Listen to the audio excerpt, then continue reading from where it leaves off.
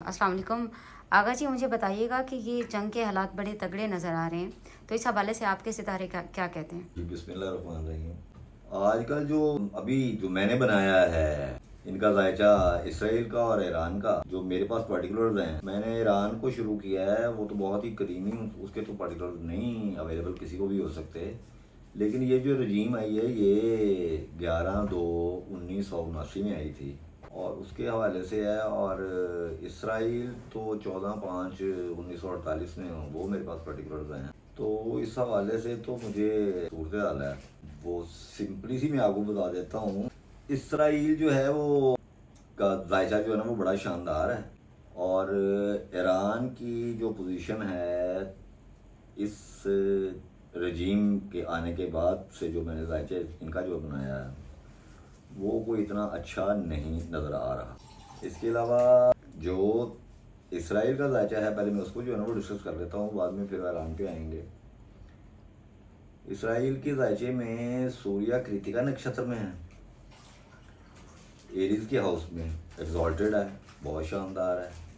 और कृतिका नक्षत्र का चूंकि वो होता है लॉर्ड भी सन है, वो तो बहुत ही अच्छी पोजीशन में है। इसका मून जो है वो अपने ही घर में है और पुनर्वसु नक्षत्र में। पुनर्वसु नक्षत्र के बारे में मैं थोड़ा सा आपको बता दूं कि इसका लॉर्ड है वो जो जुपिटर है। और ये इसकी पहली अटेम्प्ट नाकाम जाती है और दूसरी अटेम्प्ट इसकी जो है ना वो किसी भी काम के सिलसिले में वो कामयाब होती है।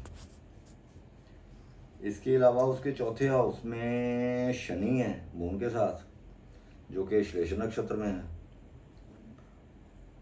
वो भी अच्छा है। मरकरी इसका बड़ा अच्छा है इसके असेंडेंट में। इसका जो अपना हाउस बनता है वो बनता है टॉरस यानी सौर, और उसमें मरकरी है। और मरकरी चूँकि वीनस का फ्रेंड है तो वो बहुत ही अक्लमंदी की जो है ना वो निशानियाँ दे रहा है। और इसका मरकरी जो है वो रोहिणी नक्षत्र में है, जिसका लॉर्ड मून होता है। जबकि ईरान के जायचे में मून पुशिया नक्षत्र में है, जिसका लॉर्ड सैटर्न है यानी शनि। और जुपिटर है उसके साथ, जो कि मज़हब को जो है ना वो करता है, और वो भी पुशिया नक्षत्र में ही है। इन दोनों के हाउसेस में जो सबसे इनकी त्रिकोण जो है दोनों की बेकार है। केंद्र जो है ना वो इसराइल का स्ट्रॉन्ग है। मैं आपको लुबेलवा बता देता हूँ जो मुझे नज़र आ रहा है। इस जंग का कुछ भी नहीं बनना, दोनों को बहुत ज़्यादा नुकसान होगा।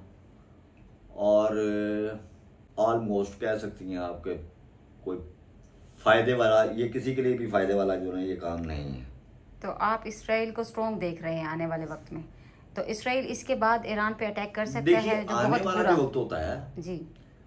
ये जो जॉडिक ये सितारे जो हैं ये तो घूमते रहते हैं और इनके हालात जैसे जैसे वो घूमते रहते हैं वो चेंज होते रहते हैं। जो बर्थ चार्ट्स होते हैं वो फिक्स होते हैं, इनके साइंस फिक्स साइंस में होते हैं। जो फिक्स साइंस वाली पोजीशन है उसमें इसराइल का जो रायचा है उसमें प्लानिटरी पोजीशन बहुत अच्छी है, जबकि ईरान की प्लानिटरी पोजीशन इतनी अच्छी नहीं है। जैसे मैंने आपको बताया कि Surya, moon, mercury, Mars, Jupiter ख़ास तौर पे, चूँकि दोनों ही जो है ना वो मजहबी अपने आप को जो है ना वो क्लेम कर रही हैं, रियासतें हैं। तो जो इसराइल का जायचा है उसके नामे घर में जुपिटर है और रेट्रोग्रेड है, जबकि और उसका लॉर्ड वो मूला नक्षत्र में है और वो काट छांट है, वो लड़ता ही रहेगा। उसकी प्रॉब्लम यही है, उसका मजहब के साथ इतना ताल्लुक नहीं है जितना उसका मूला की वजह से जो है ना वो लोगों को काटने पे जो है ना वो लगा हुआ लड़ाई है। फसाद से। हाँ, जी। लेकिन जो इसका है जुपिटर ईरान का, वो वो पुशिया नक्षत्र में है और 8 डिग्री 15 मिनट पे वो चौथे घर में है, वो ठंडा प्रोग्राम है, वो इतना अच्छा जो है ना वो नहीं, उसकी जो है ना वो मुझे नज़र आ रही जो पोजीशन है मजहबी, जबकि क्लेम उनका जो है ना वो थोड़ा सा जो है डिफरेंट है। मे बी मैं इसमें जो है ना वो कुछ गलती कर रहा हूँगा, लेकिन जो इस वक्त प्लैनेटरी पोजीशन मुझे जो बता रही है बाई बर्थ इनकी, उसमें जुपिटर का स्ट्रॉन्ग रोल है उसके इसराइल वाले जायचे में, जबकि पुष्य नक्षत्र का लॉर्ड है सैटर्न यानी शनि, तो उसका जो है ना वो इतना अच्छा वो प्लैनेट नहीं है। जबकि मूला नक्षत्र जो है उसका लॉर्ड है केतु। और ये पोजीशन मुझे, हाँ, जो असल में लड़ाई वाली जो आपने बात की है उसमें मैं आता हूँ। मार्स हम लोग कहते हैं, मार्स यानी मंगल, मरीख भी जिसे कहा जाता है, इसराइल के जायचे में है वो मघा नक्षत्र में, और मघा नक्षत्र का लॉर्ड है फिर से केतु, और वो बहुत स्ट्रांग है। यानी एक तो वो लियो के हाउस में है मार्स उसका, क्योंकि मार्स खुद से भी आतशी है, और उसका वो मघा नक्षत्र में भी है, यानी ये डबल प्लस पॉइंट है उसके लिए, मार्स के लिए, कि वो बड़ी अच्छी पोजीशन में है इसराइल के जायचे में। जबकि मार्स में देख रहा हूँ जो, अल्लाह आपका भला करे, ईरान के जायचे में है, वो श्रावणा नक्षत्र में है 10वें घर में, यानी जद्दी के हाउस में, कैप्रिकॉर्न में, और वहाँ पे वो एग्जॉल्टेड होता है। ये जंग वाला काम जो है ना, ये काफ़ी जो तपा हुआ है, ये काफ़ी काम जो है ना ये कर सकता है।